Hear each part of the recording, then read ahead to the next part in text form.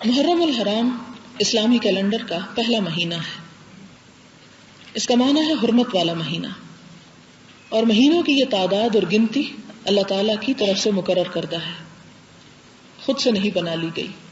قرآن پاک میں سورۃ التوبہ کی آیت نمبر 36 میں اللہ تعالیٰ فرماتے ہیں ان عدت الشہور عند اللہ 12 شہرا فی کتاب اللہ یوم خلق السماوات والارض منها 4 حرم ذلك الدین القیم فلا تظلموا فیہن انفسکم وقاتلوا المشرکین کافۃ کما یقاتلونکم کافۃ واعلموا ان اللہ مع المتقین. مہینوں کی تعداد جب سے اللہ نے آسمان و زمین کو پیدا کیا ہے، اللہ کے نوشتے میں 12 ہی ہے، یعنی اللہ تعالیٰ نے خود 12 مہینے پیدا کیے اور ان میں سے 4 مہینے حرام ہیں. یہی ٹھیک ضابطہ ہے، لہٰذا ان 4 مہینوں میں اپنے اوپر ظلم نہ کرو. 4 مہینے، 3 تو حج کے، ذی القعدہ، ذی الحج اور محرم جس میں قافلے حج کے لیے آتے اور جاتے تھے، اور چوتھا رجب جس میں عموماً لوگ عمرے کے لیے کثرت سے نکلا کرتے تھے. ظلم نہ کرو یعنی گناہ نہ کرو، ایک دوسرے کے ساتھ زیادتی نہ کرو، قتل و غارت نہ کرو، جنگ و جدل منع ہے اس میں، اور مشرکوں سے سب مل کر لڑو جس طرح وہ تم سے مل کر لڑتے ہیں، اور جان رکھو کہ اللہ متقیوں ہی کے ساتھ ہے. یعنی اگر حرام مہینوں میں وہ تم سے لڑائی کرے تو تم بھی ان کے ساتھ پھر جواب دو گے.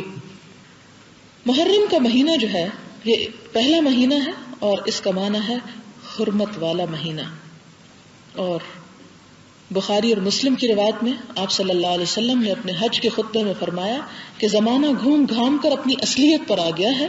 سال کے 12 مہینے ہوا کرتے ہیں جن میں سے 4 حرمت و ادب والے ہیں، 3 تو پے در پے ہیں، ذی القعدہ، ذی الحج اور محرم، اور چوتھا رجب المرجب جو جمادی الاخری اور شعبان کے درمیان میں ہے.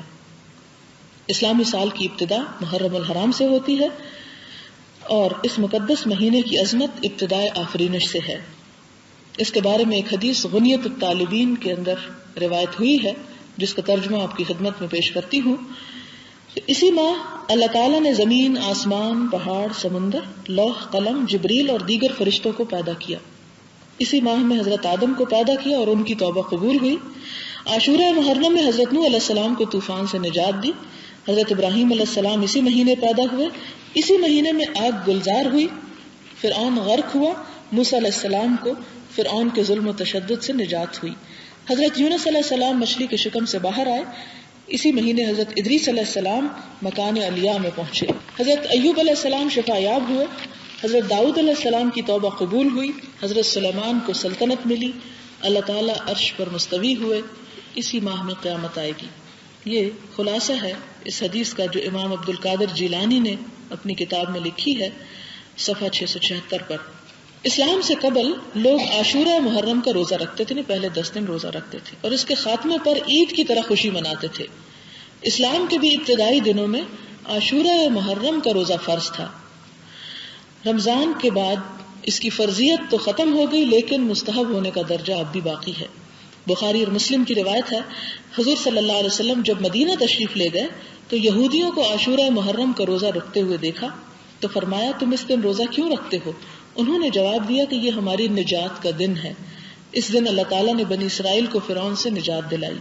تو موسیٰ علیہ السلام نے شکریہ کا روزہ رکھا. آپ نے فرمایا حضرت موسیٰ علیہ السلام کے ساتھ ہم تم سے زیادہ موافقت رکھتے ہیں، اس لیے آپ نے خود بھی روزہ رکھا اور صحابہ کرام کو بھی روزہ رکھنے کا حکم دیا. لہذا 10ویں تاریخ کو روزہ رکھنا جو ہے بہت بابرکت ہے. ایک حدیث میں ہے افضل الصیام بعد رمضان شہر اللہ المحرم. مسلم کی روایت ہے کہ رمضان المبارک کے بعد اللہ تعالیٰ کے نزدیک سب سے افضل ترین روزہ محرم کا روزہ ہے، یعنی 10ویں محرم کا روزہ. ایک اور حدیث میں ہے عاشورہ کے دن روزہ رکھنے سے 1 سال کے گناہ اللہ تعالیٰ معاف فرما دیتے ہیں. اور اس معافی کا مطلب یہ کہ جو انسان سے انسان ہونے کے ناطے کمی بیشی ہوتی رہتی ہے. مسند احمد کی روایت ہے یہودیوں کی مشابہت سے بچنے کے لیے آپ نے فرمایا کہ اگر میں آئندہ زندہ رہا تو 9ویں اور 10ویں کا روزہ رکھوں گا. 2 دن روزہ رکھوں گا کیونکہ انہوں نے 1 دن رکھا تو ہم 2 دن رکھیں گے کیونکہ ہر کام میں یہودیوں کی مخالفت کی جاتی تھی. مگر آئندہ سال آپ محرم سے پہلے ہی وفات پا گئے لیکن یہ حکم باقی رہا. صحابہ کرام نے اس پر عمل کیا، لہٰذا کچھ نے 9ویں 10ویں کا روزہ رکھا اور کچھ نے 10ویں 11ویں کا، 2 دن ملا کے رکھا.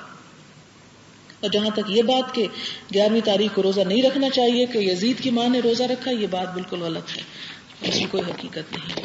لہٰذا محرم کے حوالے سے یہی آپ کے لیے پیغام تھا کہ اس میں اور نیکیاں کرنا بھی چونکہ ایک بابرکت مہینہ ہے اچھا ہے، لیکن اس کے ساتھ خصوصی طور پر روزے کا اہتمام افضل ہے 2 رکھیں، اور اگر 2 نہ رکھ سکے تو کم از کم 1 رکھنے کی کوشش اور نیت کر لیں. وآخر دعوانا ان الحمد للہ رب العالمین.